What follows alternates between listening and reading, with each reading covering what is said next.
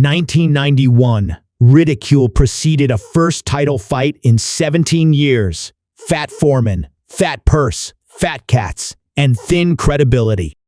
But even in defeat, the veteran proved a winner. The mere remnants of what once made George Foreman a fearsome heavyweight champion were enough to call in question Evander Holyfield's right to be considered a worthy holder of the title. Let there be no doubt about the comprehensiveness of the beating Holyfield inflicted on his 42-year-old challenger over 12 rounds at the Atlantic City Convention Center on Friday night. For 36 minutes, Foreman, boxing's most remarkable revenant, padded forward stubbornly into a volume of punishment that swamped his own sporadic and cumbersome attempts at retaliation, and by the end of the fight the discrepancy in performance was certainly far greater than the official scorecards suggested. Yet there was no reason to argue with the loser when, still buoyant behind dark glasses, he said afterwards, "He had the points, but I made a point."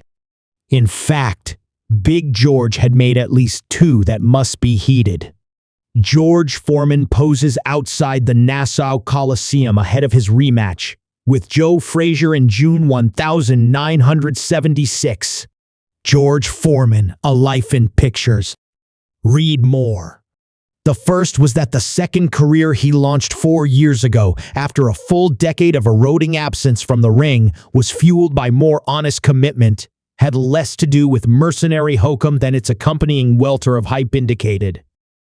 And the other, perhaps more telling, implication of his ability to go the distance was a substantial hardening of the persistent suspicion that beneath the rippling bulk of Holyfield's zealously enlarged physique, there lurks the limitations of the cruiserweight he was born to be.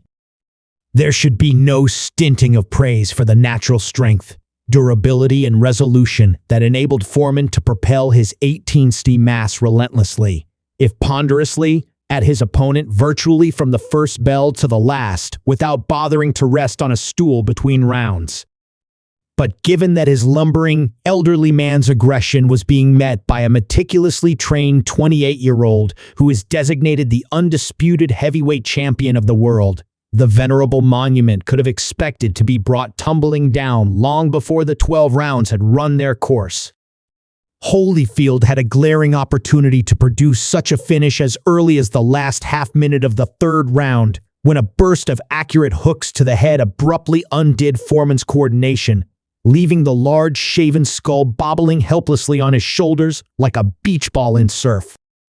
The champion was allowed to bombard the defenseless target at will through the final 15 seconds of the round, relishing the freedom to lunge his 15 behind every punch.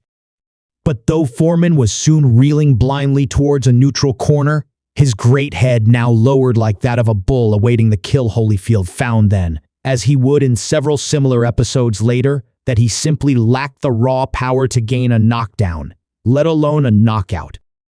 The 17,000 spectators, who had already been nervously stirred by an unscheduled crackle of fireworks up near the roof of the convention center, and the alarming sight of thick smoke spreading from another corner of the hall, it proved to be from nothing deadlier than a smoke bomb, noisily signaled a gathering belief that what had threatened to be a farce might turn into a drama. But, of course, the action was essentially too one-sided to justify that description. The profoundest danger for Holyfield was not of losing, but of failing to swell the respect he feels has always been unfairly withheld from him. Unfortunately, there was little about his victory to alter the majority view that he is an interim tenant whose lease of the heavyweight title will be terminated whenever he confronts Mike Tyson. That former champion has shown signs lately of being much less than he was. But it is impossible to escape the conviction that, had he been permitted to blast at Foreman's jaw as often and wholeheartedly as Holyfield did, the proceedings would have been briefer and more brutal. Tyson, for all his squatness, is a true heavyweight, and he hits like one. Holyfield is a likable individual and a more than decent fighter. A sound technician who boxed with sufficient control and threw enough sharp combinations to establish a superiority over Foreman that was ridiculously insulted by the scoring of one of the judges, Tom Kaczmarek. Even when he had deducted the point referee Rudy Battle rather harshly took from Foreman in the 11th round, the low punches Battle objected to several times during the fight appeared to owe less to villainy than heavy-armed crudity. Kaczmarek had Holyfield winning by only 115 to 112. That was an offensive distortion. Eugene Grant's 116 points to 111 was also niggardly, and Jerry Roth's 117-110 was definitely as close as I could have made it, even giving the Giant all the best of it in his three strongest rounds, the 2nd, 5th, and 10th. Foreman never sought to take a backward step, but almost invariably, he was advancing into the cannon's mouth. It was a blessing for him, and may ultimately be a damning curse for Holyfield, that the champion's armament is not as heavy should be. Amid a gusher of mutual admiration at the post-fight press conference, Foreman happily nurtured the wishful thinking of those of his supporters who imagined he had more than once come within a whisker of flattening Holyfield. He did reach the champion with a swinging right in the 2nd round, spinning him theatrically off balance and going on to discomfit him so noticeably that the session could be scored for the senior citizen. Then, in the 5th, Holyfield's head was snapped back cruelly by a huge left jab, and his work rapidly became ragged as Foreman, for once looking deliberately unhurried rather than laborious, found his head with worthwhile punches. And again in the 10, there was unmistakable discomfort for the favorite, as he was caught with 2 chopping rights, and weariness obliged him to initiate the first prolonged clinching of the fight.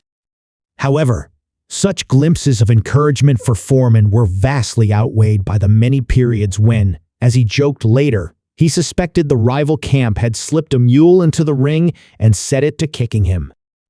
If Tyson had been granted the same opportunities, George might have felt he was keeping company with a Clydesdale. Apart from the 3rd, the 9th was the round in which Holyfield most conspicuously revved up the abuse he administered consistently to his opponent's head. It ended with the challenger wearing a dazed, slightly pathetic expression on a face which had long before become puffed and reddened under punishment.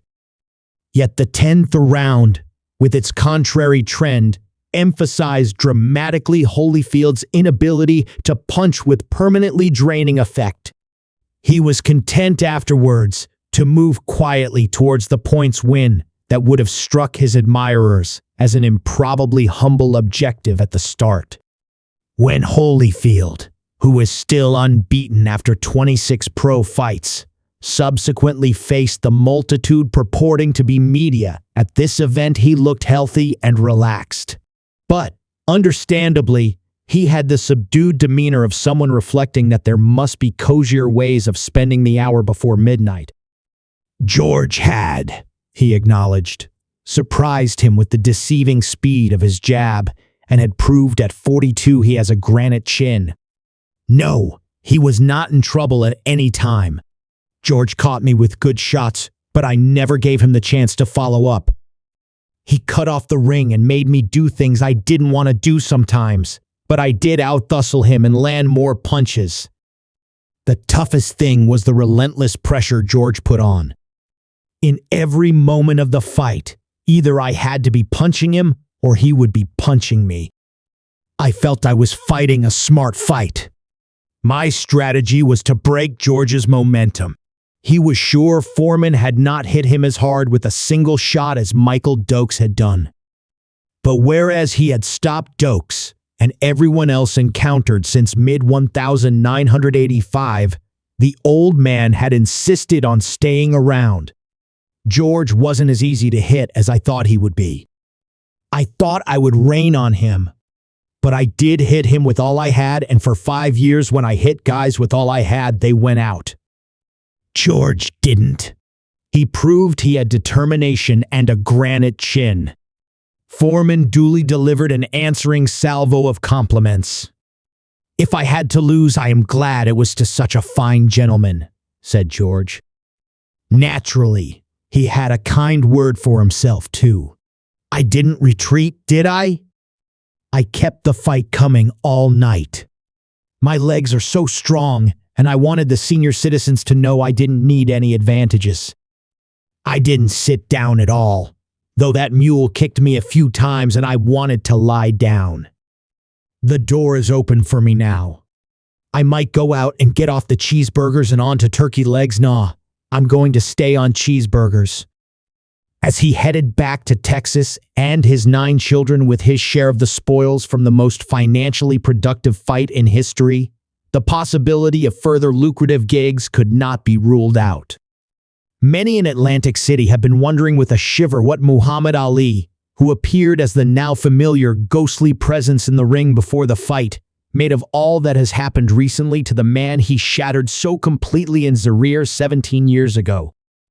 On the evidence of Friday night, it must be said that George Foreman's past is likely to prove greater than Evander Holyfield's future.